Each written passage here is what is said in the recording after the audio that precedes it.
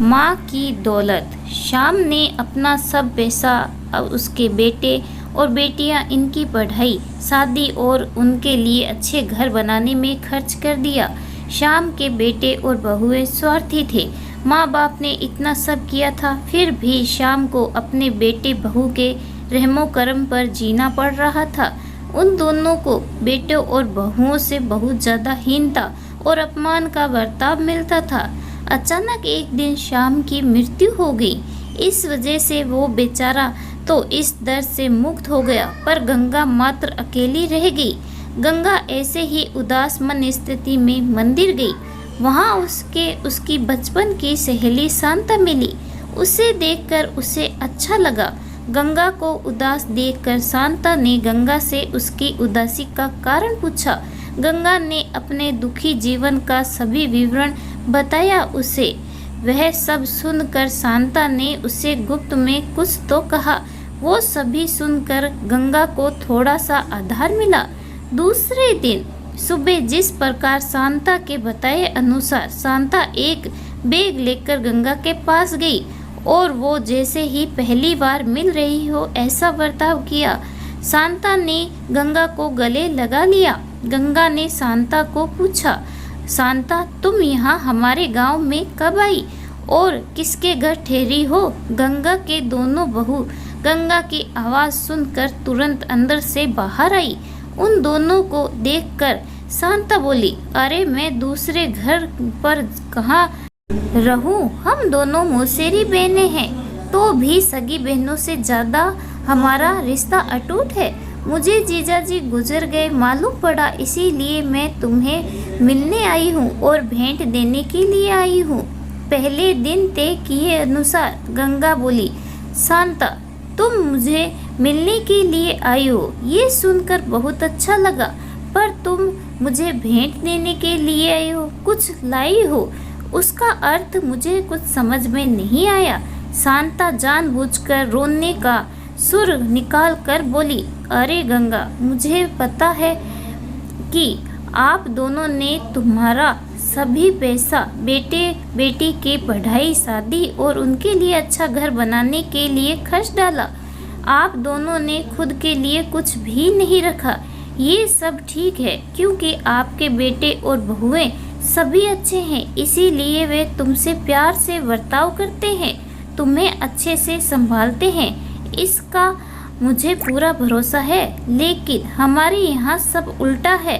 हमारी आर्थिक परिस्थिति अच्छी होकर भी बेटे पढ़े नहीं, इस वजह से वह कोई भी उद्योग धंधा नहीं करते। उनको सिर्फ बैठकर खाना आता है। अमीर है, इसी वजह से उनकी शादी भी हो गई, परंतु उनकी पत्नियां हम दोनों का बार बार अपमान करती रहती है और मेरे बच्चे वह देखकर भी कुछ भी नहीं बोलते उन्हें।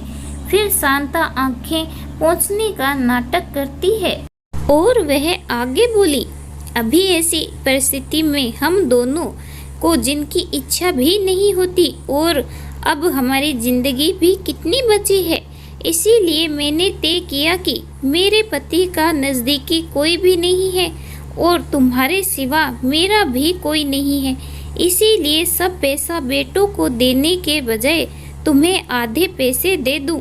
ऐसा विचार करके मैं मेरे पति की रजामंदी से 25 तोला वजन के 10-12 सोने के गहने और 50,000 इस बैग में लाई हूँ। इस बैग में 45,000 के नोट हैं और 1 रुपए की 5,000 नान हैं। अभी तुम कुछ भी ना कहते हुए हमारा प्यार समझकर ये बैग और उसकी चाबी ले लो। मैं सिर्फ तुम्हारे पास चाय पीकर तुरंत चली जाऊंगी। शांता का ये बोलना सुनकर सास की बहन कोई सामान्य औरत नहीं है, बल्कि बहुत अमीर औरत है और धन की तिजोरी साथ लाई है। ऐसा विचार करके गंगा की बड़ी बहू प्यार का नाटक करके उनको बोली कि क्या मासी, आप इतनी जल्दी क्यों जा रही हो?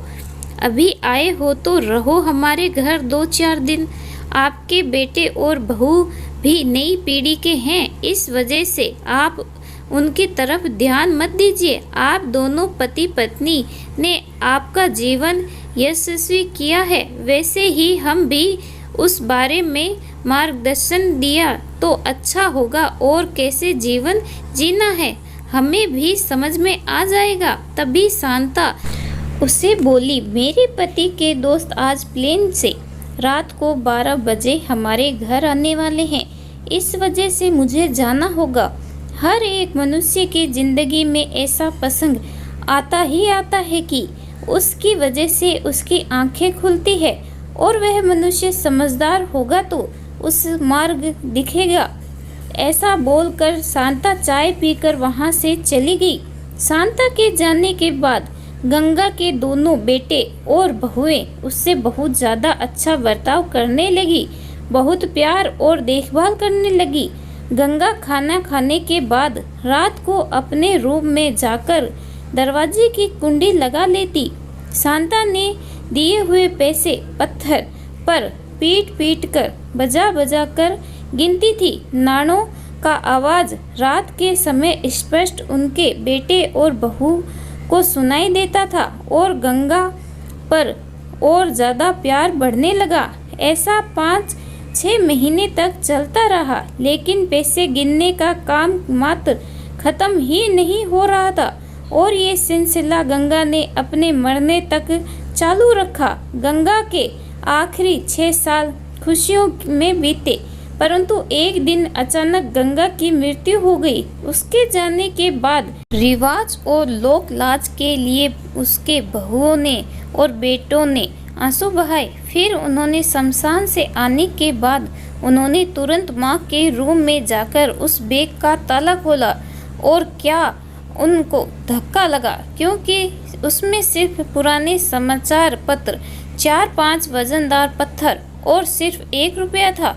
वो 1 रुपया भी पत्थर पर पीटने पर पूरा का पूरा खराब हो गया था। इस कहानी के बारे में आपकी क्या राय है, कमेंट करके ज़रूर बताइएगा। कहानी अच्छी लगी हो तो प्लीज़ लाइक शेयर करना बिल्कुल भी ना भूलें। धन्यवाद।